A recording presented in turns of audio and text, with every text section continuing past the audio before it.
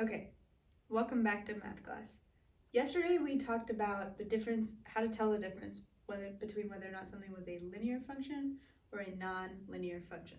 Today we're going to talk about a specific kind of non-linear function called a quadratic function. Now quadratic functions always fit the form y equals ax squared plus bx plus c. Now you remember a linear function is y equals m times x plus b, where we have our x is always to the first power. Quadratic functions always have an x to the second power in them. So anytime you graph a quadratic function, it's going to make something called a parabola. And it's a funny word, parabola. A parabola is basically look like this. They either go up like this or down like this. And the way that you tell whether they go up or down is going to be whether your A is positive or negative. So whenever your A is positive, your graph is going to look like this. So when A is greater than when A is positive, this is when A is negative. Hopefully that makes sense. If it's positive, it's opening up. If it's negative, it's opening down. And our A is the number that's in front of our x squared. The number in front of x squared is positive. It looks like this. If it's negative, it looks like that. To graph them today, we're going to make a table of points, and then we're going to graph those points. So you guys remember how we make tables. I'm going to have a section for our x. We're going to have a section for our equation. We're going to have a section that's our y. And then we're going to have our point that we're going to graph, x, y. Okay, now the equation that we're going to practice graphing today in this example is going to be y equals x squared minus 2. Now I know at first glance that doesn't exactly look like this form, but that's because our b turns out was 0. 0 times x is 0, so it's not there. But the thing that makes it a quadratic, the thing that we're looking for, is the x squared. So like with linear functions, how they had to have an x to the first, quadratics at least have to have an x squared in them. Okay, so what we're going to do now is we're going to try some points to plug in, and then we're going to graph our points. Now something you guys should know about quadratic functions. I know sometimes it's easy to just pick points like 1, 2, 3, 4, but we can't do that with quadratic functions because they're going to go through both halves of our coordinate plane. So in order to know where we should draw them, we have to include some negative values in our math. I know that's going to make it trickier, but you guys have to keep track of those positive and minus signs.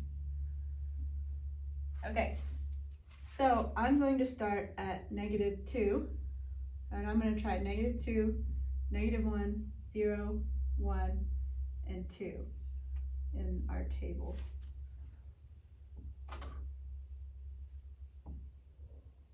Okay. Stretch those up. All right, so we have my x is -2. So when x is -2, y equals -2 squared minus 2. Now -2 times -2 is going to give me 4. 4 minus 2 is going to give me 2. So my new point is going to be -2, 2. And let's actually graph as we go. One thing we can tell based on our graph over here is that my A was positive. My A, it's a 1. It's 1, so it's positive. So I know that my graph is going to end up looking like this in the end, but we've got to figure out where to put it. So here we go. I have, my first point is -2, comma 2. So I'm going to go left 2 and then up 2. There's my very first point. Okay, so now I'm going to try a new one, -1.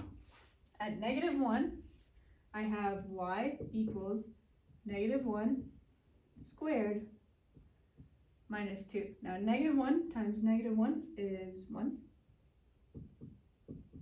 1 minus 2 is going to be -1. So when I have -1, when x is -1, y will also be -1. Okay, so I'm going to come over here to my graph. I'm going to go to -1, where x is -1, y is also -1. Okay, let's try 0. When x is 0, y equals 0 squared minus 2. 0 squared is just 0. So y equals -2. So when x is 0, y is -2.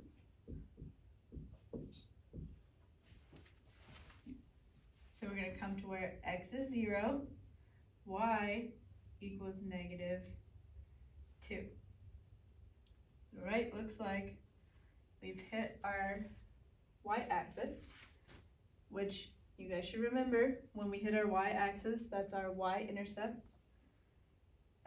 So now we're going to try 1. When x is 1, y equals 1 squared minus 2. 1 squared is 1. So y equals 1 minus 2, which is -1. So when x is 1, y is -1. All right, now I'm going to graph this. When x is 1, y is -1. Now you'll notice here that this point is at the same y value as this one. And that's good, because our graph is supposed to look like this at the end. So we can see as we're connecting them that it's already starting to come up. So we know we're on the right track. Let's do one more point and see if it matches this one. So let me plug 2 in. I'm going to get when x is 2, y equals 2 squared minus 2. Now 2 squared is 4 minus 2. 4 minus 2 is 2. So when x is 2, y is 2. Now I can already see that that y value is the same as this one. So when I graph it, when x is 2, y is also going to be 2. It's going to be at the same level as that one. And my curve is complete. It looks how it's supposed to look, so I know I did all of my points right. And that's how you can check your work to make sure that you did it right, is you can know from the beginning, if A is positive, it's going to look like this. If A is negative, it's going to look like this, down. If you graph all your points, and one of them is like down here somewhere, that probably means you did your math wrong along the way, and you should go back and check your positive and minus signs, because those are what's going to be tricky. If you get to the end, and it looks like how it's supposed to look like, you probably did it right.